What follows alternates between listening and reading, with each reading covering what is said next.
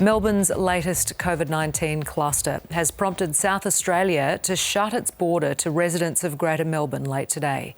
The discovery of a further 6 positive cases takes the total to 15. Potential exposure sites now include parts of the MCG and locations in central Victoria. And people have flooded testing and vaccination hubs a day after mask rules and restrictions on public gatherings came into force. Reporter Jessica Longbottom joins me now. So, Jess, I understand there's a cabinet meeting happening tonight. What can you tell us? That's right, Tam. Senior Victorian Cabinet Ministers are meeting as we speak to discuss what the next steps are going to be. And we know that a snap lockdown is a live option that they're considering at this point.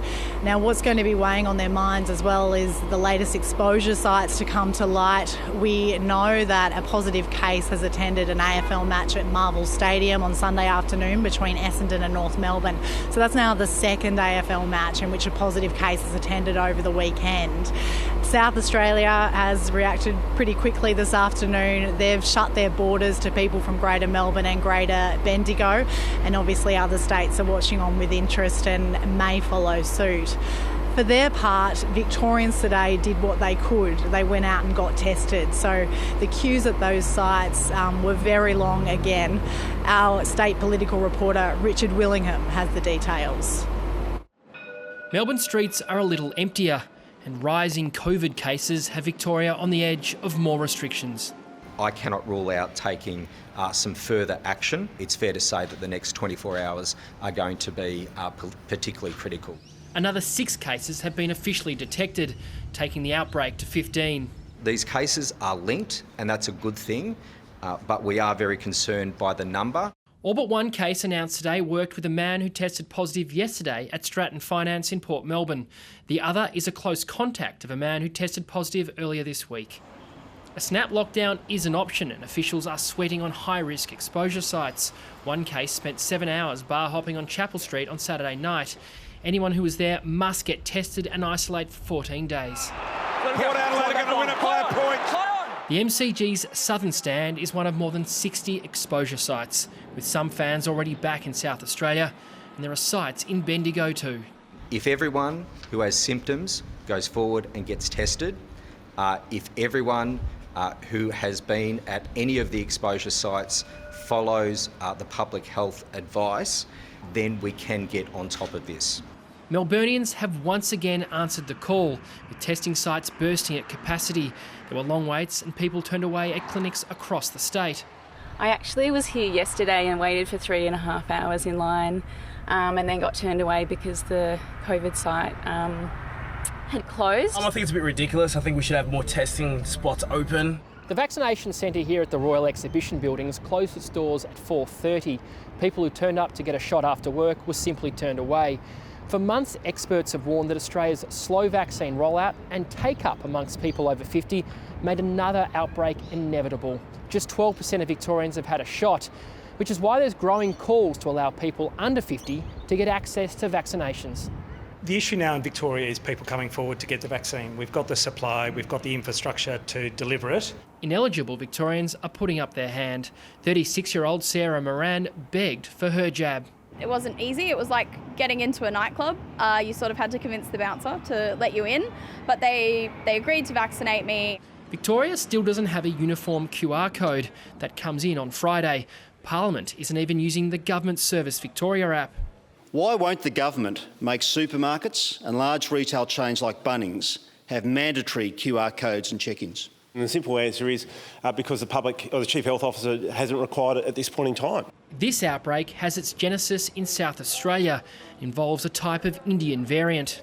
It's probably at least as transmissible as the B117 or UK variant, and we will have that in mind as we consider the epidemiology. It's that study that will determine just how free this weekend will be. Richard Willingham, ABC News, Melbourne. Parts of central Victoria are on high alert after someone with the virus travelled through the Bendigo region over the weekend.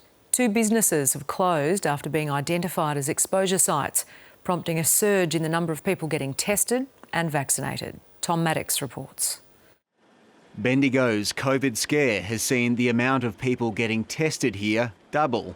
Central Victorians And the population of Bendigo also know what to do. They know what the right thing is and they're doing it. They're coming out to be tested. The town's mass vaccination clinic opened on Monday. 900 people turned up in the first 2 days, and authorities say the clinic is even busier today. There's no question that some people do have some concern that they've taken a watch and wait approach. We encourage people to get vaccinated. This is really safe. This hairdresser in the town centre says a COVID-positive client came into the salon for less than 2 minutes to buy a product. The Tier 2 exposure site has closed its doors while staff and customers await test results. The infected person attended a function at a pub 20 minutes out of town. About 100 people were inside the Axedale Tavern when the COVID-positive person visited here on Sunday. Some didn't use the QR code check-in system. As the outbreak widens, officials in the Bendigo region say there's every possibility more exposure sites will be added. That prospect has already spooked some tourists. We've had a few people hit the panic button and cancel some reservations ahead of time.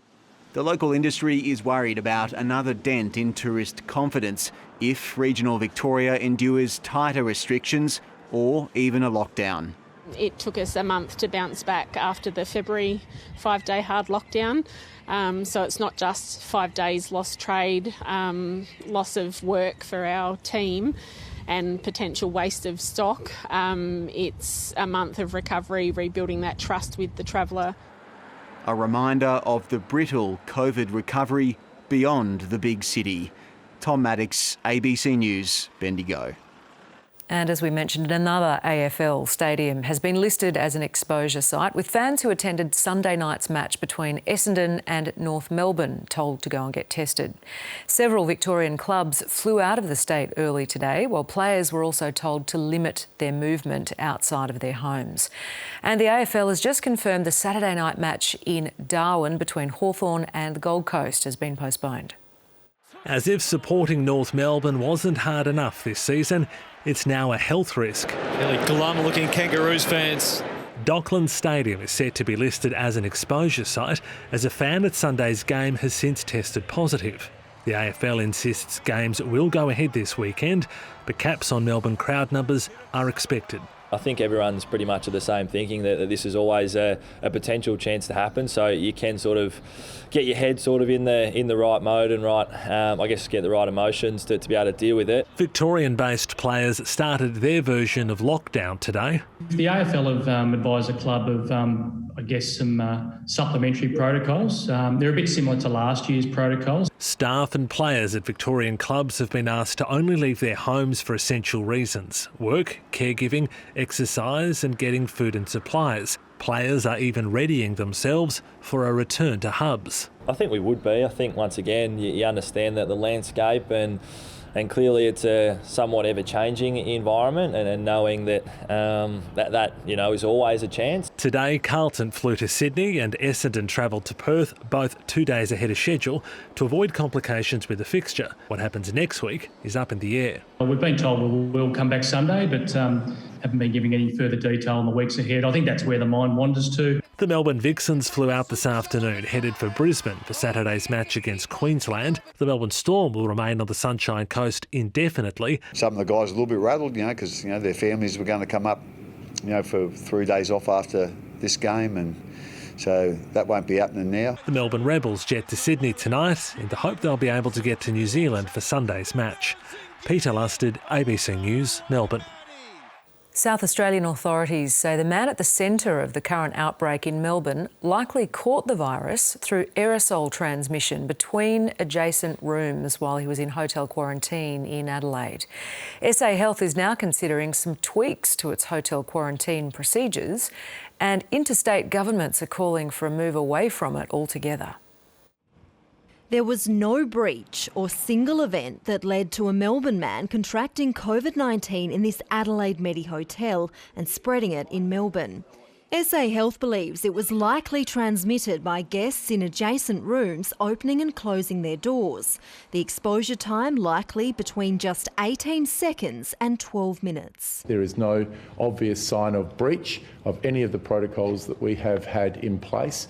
and this really does underscore the fact that this is a very, very contagious disease. Health authorities are now recommending all people isolating in Medi hotels wear surgical masks and possibly eye protection when opening their doors, and that close contacts or high-risk people be placed in rooms away from others.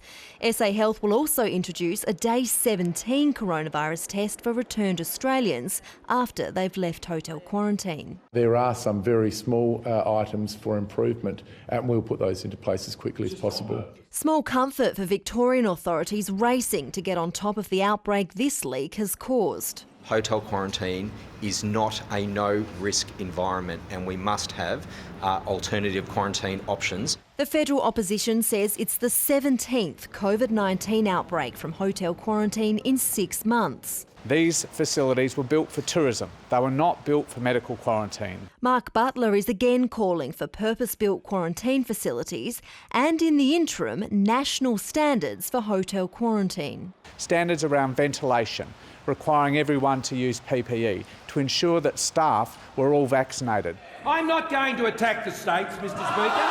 I'm not going to attack the states. On my right. I'm going to thank the states, Mr. Speaker, for the great Members job on my right. State quarantine facilities once again under pressure. Claire Campbell, ABC News.